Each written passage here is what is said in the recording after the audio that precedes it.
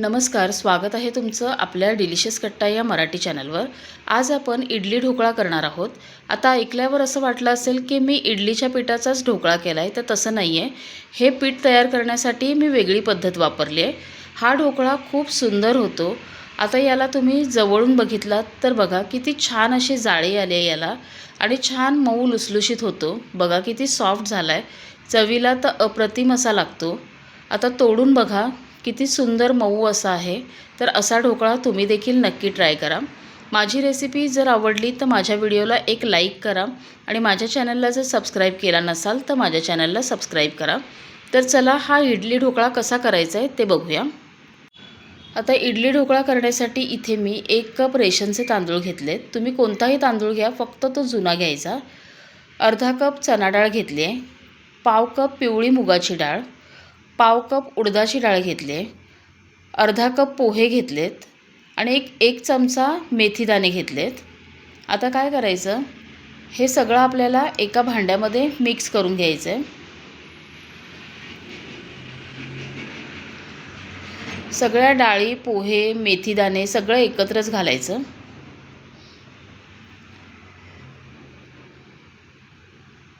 आता हे मिक्स केल्यावरती याला 2 ते 3 वेळा स्वच्छ धुवून घ्यायचं आहे। आता सगळ्या डाळी आणि तांदूळ मी 2 ते 3 वेळा स्वच्छ धुवून घेतलं आहे। याच्यात परत चांगलं पाणी घातलं आहे आणि आता आपल्याला हे 6 तासासाठी व्यवस्थित असं भिजवून घ्यायचं आहे। इथे आता मी हे सगळं 6 तास भिजवून घेतलं आहे। बघा अगदी व्यवस्थित भिजलं आहे, असं व्यवस्थित भिजायला पाहिजे। आता एक मिक्सरचं भांडं घ्यायचं, त्याच्यात थोडं थोडं हे काढून घ्यायचं आहे। असं सगळ्या डाळी, पोहे सगळं एकत्र करून एकदा ढोकळा करून बघा, चवीला खूप सुंदर लागतो। आता यातलंच थोडंसं पाणी याच्यात घालायचं, खूप पाणी नाही घालायचं, थोडंसं घालून याला एकदम बारीक वाटून घ्यायचं आहे। इथे आता सगळे डाळ तांदूळ मी असे बारीक वाटून घेतलेत। हे बघा पीठ असं ठेवायचं, आपण इडलीला जसं पीठ करतो तसंच करायचं, खूप पातळ करायचं नाही किंवा खूपही घट्ट नाही। आणि हे एकदम बारीक वाटून घेतलं आहे। आता याच्यात घालायचं आहे 1 पाव चमचा खाण्याचा सोडा। आता हा सोडा मी आत्ताच इथे घालणार आहे, कारण आपण करायच्या वेळेस जर सोडा घातला तर त्याचा एक वेगळाच वास त्या पदार्थाला येतो, त्यामुळे मी आत्ताच घालणार आहे। आणि याला 2 ते 3 मिनिटं असं एकाच दिशेने फेटून घ्यायचं आहे। आता या पिठाला मी 2 ते 3 मिनिटं असं एकाच दिशेने फेटून घेतलं आहे। ही प्रोसेस करायचीच, कारण यामुळे आपलं पीठ छान हलकं होतं आणि आपण जे ढोकळा करणार आहोत ते छान सॉफ्ट होतात। आता याच्यावर एक झाकण ठेवायचं आणि मी आता याला रात्रभर ठेवणार आहे। तुम्ही दिवसा करत असाल तर 10 ते 12 तास उबदार ठिकाणी ठेवून द्यायचं आहे।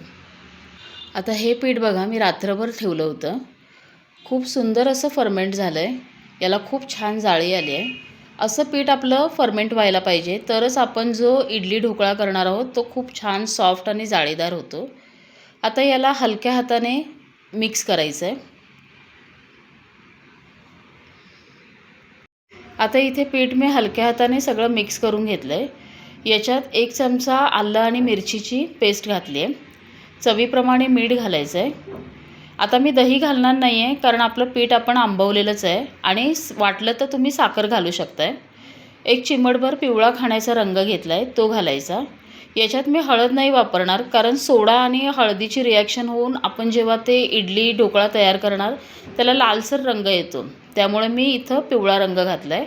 आता हे एकसारखं करूया आणि याच्या लगेच इडली करायला सुरुवात करूया। आता इडली करण्याच्या प्लेट घ्यायच्या आणि त्या प्लेटला व्यवस्थित तेल लावून घ्यायचं।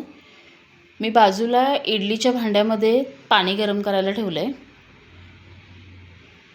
आणि भांडं खालून काळं होऊ नये म्हणून त्या पाण्यामध्ये 1 लिंबाची फोड घालून घ्यायची। आता आपण जे पीठ तयार केलं आहे ते व्यवस्थित मिक्स करायचं आणि इडलीच्या प्लेटमध्ये थोडं थोडं पीठ घालायचं, खूप वरपर्यंत गच्च नाही भरायचं,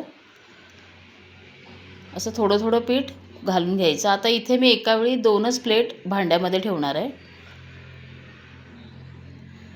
आता हे बघा हे असं पीठ घालून घेतलं आहे।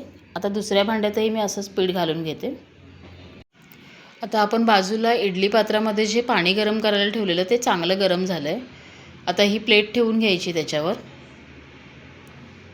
गॅस मीडियमच ठेवायचा, कमी करू नका, मीडियम टू हायमध्ये ठेवायचा आणि याला झाकण लावून एक 8 ते 10 मिनटासाठी वाफवून घ्यायचं आहे।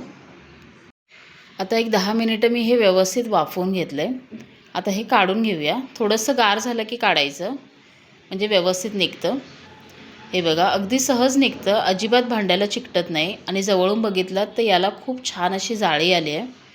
अगदी हलके तयार झाले आहेत, खूप छान सॉफ्ट असं होतात। हे बघा, आता मी बाकीचे राहिलेलेही असं सगळं काढून घेते। आता हे मी सगळं असं काढून घेतलं आहे। बघा किती छान जाळी आली आहे, अगदी छान सॉफ्ट झालं आहे। आता याला असं 4 पार्टमध्ये कट करून घ्यायचं आहे।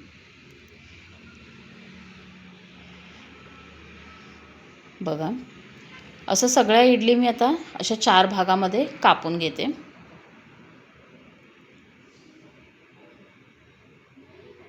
आता इथे मी असं हे सगळं 4 पार्टमध्ये कट केलं आहे। बघा, आतूनही खूप छान जाळी आली आहे आणि एकदम सॉफ्ट असं झालं आहे। आता याला फोडणी करूया। फोडणी करण्यासाठी इथे मी तेल गरम करून घेतलं आहे। याच्यात घालायची आहे थोडी मोहरी। मोहरी व्यवस्थित फुलू द्यायची। मोहरी फुलली की त्याच्यात घालायचं आहे थोडं जिरं, कढीपत्ता घालून घ्यायचा आहे आणि ही तयार केलेली फोडणी आपल्याला आपण जे इडली ढोकळा कट करून ठेवला आहे त्याच्यावरती घालायचे आहे। आता हे चमच्याने असं सगळं घालून घेऊया।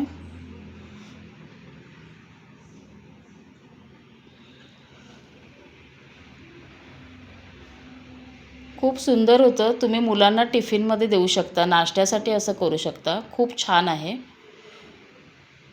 आता याच्यावरती आपण घालायचे चिरलेली कोथिंबीर। आता इथे आपला हा इडली ढोकळा करून तयार झाला आहे। आता इथे आपला इडली ढोकळा खाण्यासाठी तयार आहे। खूप छान झाला आहे। बघा किती सुंदर जाळी आली आहे, अगदी मऊ लुसलुशीत झाला आहे।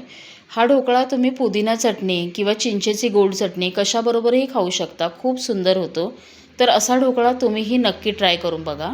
माझी रेसिपी जर तुम्हाला आवडली तर लाईक करा, कमेंट करा आणि जर माझ्या चॅनलला सबस्क्राईब केलं नसाल तर माझ्या चॅनलला सबस्क्राईब करा।